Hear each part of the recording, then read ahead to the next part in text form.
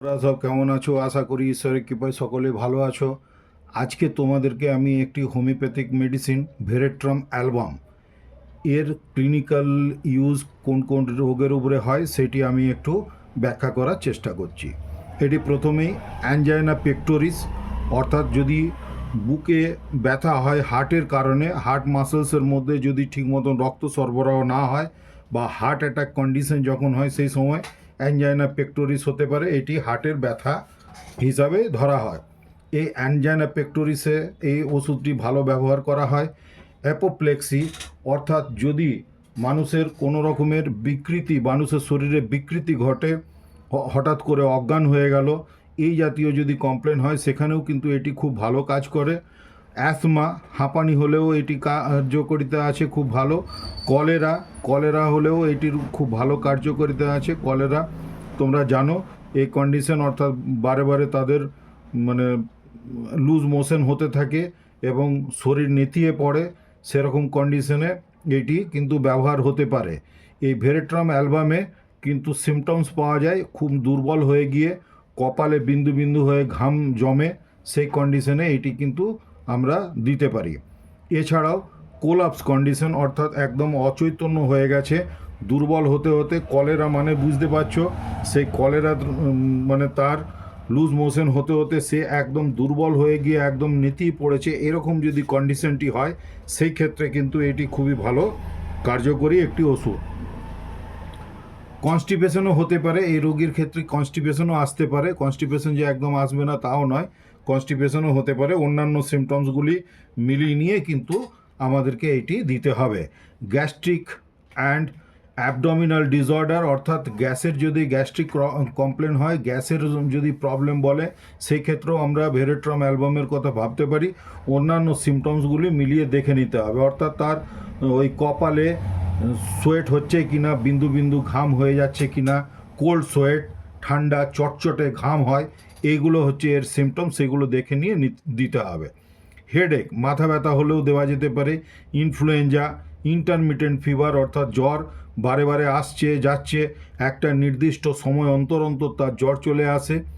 Labour, অর্থাৎ যখন ডেলিভারির সময় থাকে সেই সময়ে যদি কোনো রকমের তার প্রবলেম হয় সেখানেও, অর্থাৎ সেখানে হয়তো জ্বর হয়ে গেল, ম্যানিনজাইটিস হয়ে গেল, এই টাইপের ক্ষেত্রেও কিন্তু এটি ব্যবহার করা হয়।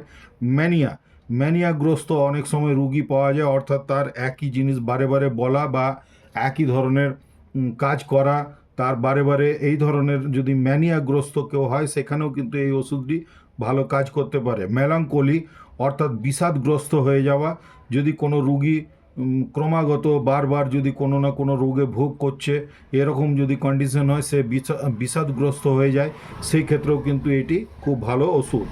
ম্যানিনজাইটিস, আগেও বললাম ম্যানিনজাইটিসের ক্ষেত্রেও কিন্তু এটি কাজ হবে। ম্যানিনজাইটিস হলেও যে সমস্ত রোগ লক্ষণগুলি ভেরেট্রাম অ্যালবামে খুব পরিলক্ষিত হয়, সেখানে ওই যে বললাম নেতিয়ে পড়া, কোল্ড সোয়েট, কপালে বিন্দু বিন্দু ঘাম জমা, ঠান্ডা চটচটে, এই জাতীয় কমপ্লেন হলে আমরা ভেরেট্রাম অ্যালবামের কথা ভাবতে পারি।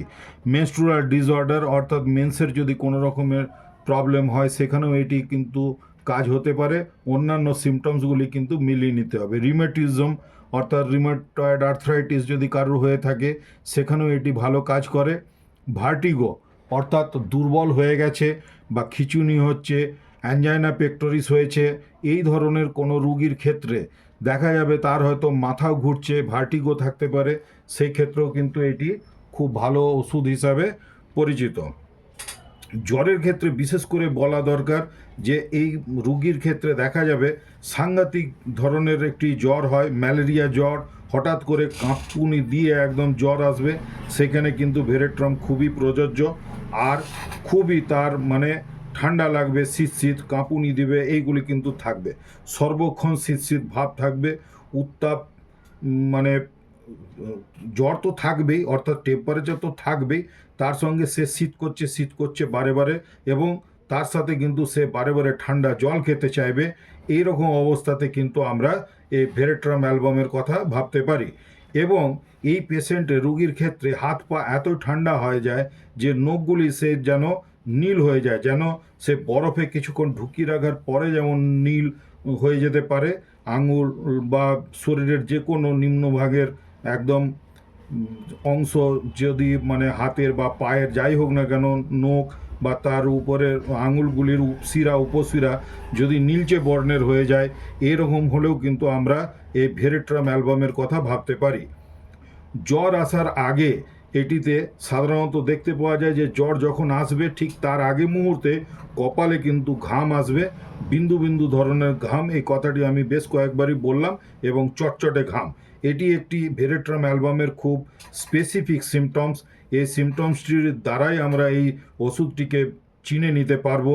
এবং এই সমস্ত কিছু যদি দেখি, তার সঙ্গে তার হয়তো লুজ মোশন হচ্ছে, আমি আগেও বললাম কলেরা হয়ে গেছে, এরকম কন্ডিশন যদি হয় সেখানে, এবং মুখ চোখ ফ্যাকাশে রক্ত শূন্য, হ্যাঁ, তার সঙ্গে শ্বাসকষ্ট হচ্ছে, এবং পালস রেটটি খুবই মানে তার ক্রমশ গতিটি যেন পালস রেটটা অ্যাকচুয়ালি কমে যেতে শুরু করছে, এই ধরনের যদি আমরা দেখতে পাই, সেখানে ভেরেট্রাম অ্যালবামের কথা আমরা ভাববো।